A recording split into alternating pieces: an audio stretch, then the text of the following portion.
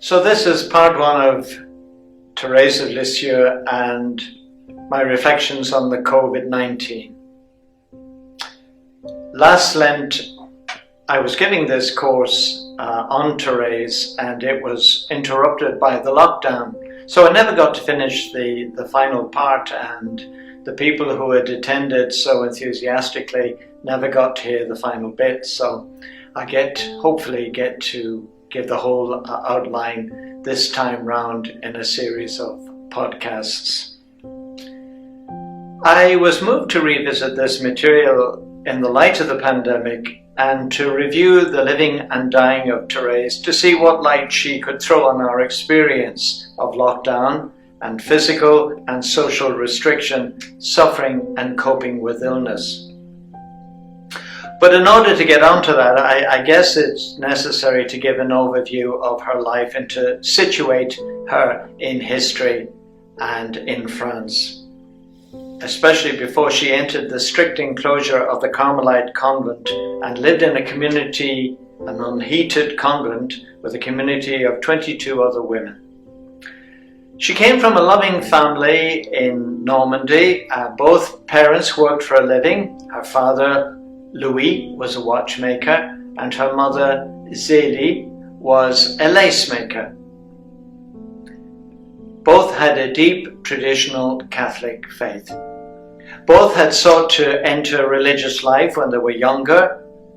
Neither succeeded. Later they met and married. You can imagine they had much in common. They had a large family of 9 children, 4 of which died in infancy, but 5 girls survived. And Therese was the last of these children, and she was born in 1873. And she was baptized, not surprisingly, 2 days later, given the high rate of infant mortality. These were uncertain times politically. Only 3 years before Therese was born, the family had to billet 9 Prussian soldiers in their house in Alençon during the Franco-Prussian War. ZELIE Martin is said to have been a hard-working, intelligent woman who, with her sister, built a very successful lace-making cottage industry. So successful was she that 3 years later her husband Louis quit his watchmaking business and became the manager of the lace-making business. Sadly, ZELIE Martin was to die from breast cancer when Therese was only 4 years of age. After his wife's death, Louis was persuaded by his brother-in-law Isidore, a pharmacist, to move to Lisieux to be closer to that family and have a wider circle of friends, and where their aunt could take a part in the girls' upbringing and their lives. They bought a house there called Les Buissonnets, a red brick detached house, which is well worth a visit. You can visit it in Lisieux. It's a beautiful place with beautiful garden around it, and it's just full of all the memorabilia of the family, and it's like stepping back in time. Therese, in Les Buissonnets, when they had moved to Lisieux, chose her second sister Pauline as her second mother. She was also her godmother. But 5 years later, in 1882, Pauline entered the Carmelite convent in Lisieux, and in the following year, Therese became very seriously ill. Now, we know all about these years and her illness from Therese's own writing, because after she eventually entered the convent, one of her sisters persuaded her to write up her childhood memories. Eventually, this was to become part of a very famous best-selling book called The Story of a Soul. Therese speaks very honestly about this part of her life and about her childhood and about her own personality.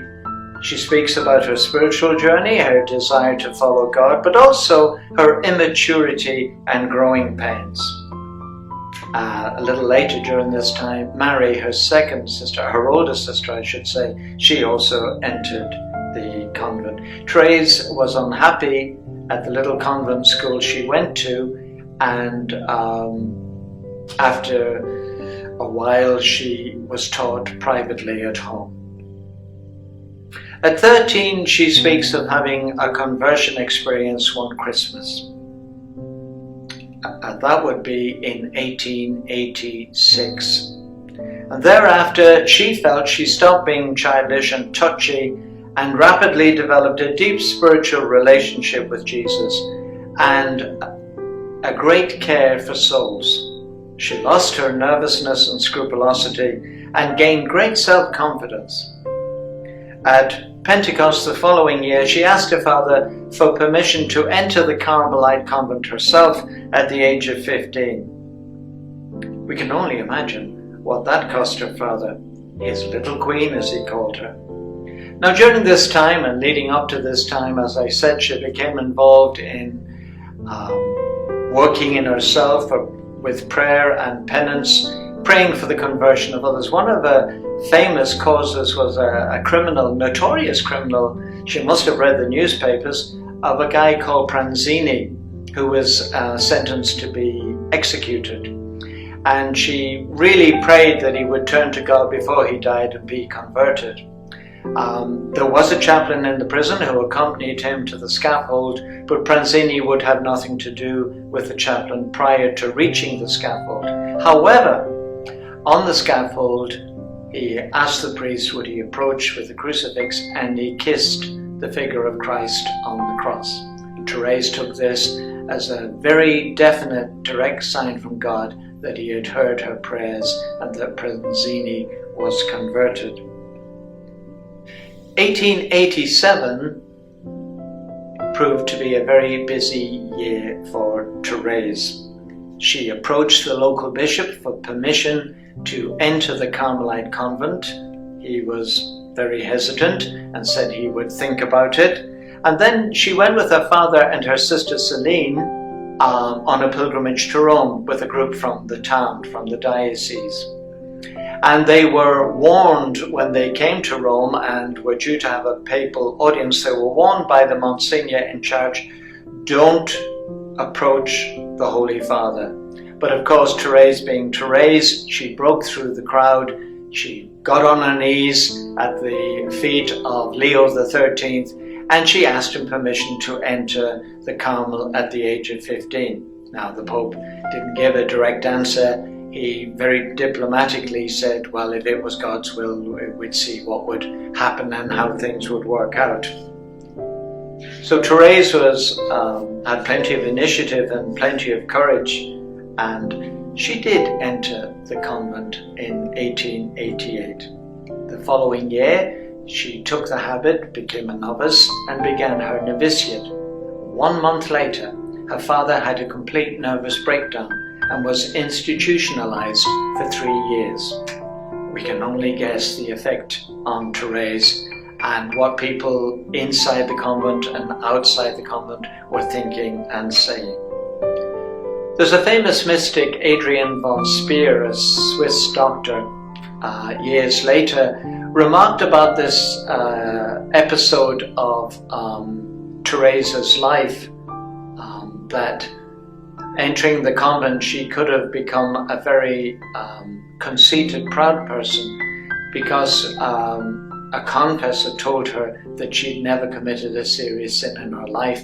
And Adrienne von SPEYR, a holy woman herself, thought, wow, what a thing to tell a child. That could really turn their head. That never happened with Therese, and it's a measure of her maturity and honesty. Therese developed tremendous inner strength and focus on loving Christ and imitating him in his love and compassion for others, and in sharing his mission for souls. And she sought every opportunity to practice kindness and self-control. As a personality, she was intelligent, reflective, artistic, a born mimic, and an entertainer. She was well aware of current affairs and the hostility to the church in the government after the fall of the monarchy, this is, and a secular state was in formation. She read the newspapers, as we've discovered. Of course, those times were a slower pace of life, but Therese was comfortable with silence and having time alone, despite a genuine capacity for friendship and fun. Modern means of communication, of course, and entertainment were unknown, such as we know. But Therese was not afraid of being alone, even though, as I say, she had a genuine capacity for friendship and fun. Painting, reading, playing games came naturally to her in her family circle and with her cousins. And when you look at the photograph of Therese with her sister Celine as young girls in matching dresses and earrings, you see a confident child looking straight at the camera with a calm, measured air of containment. Thank you.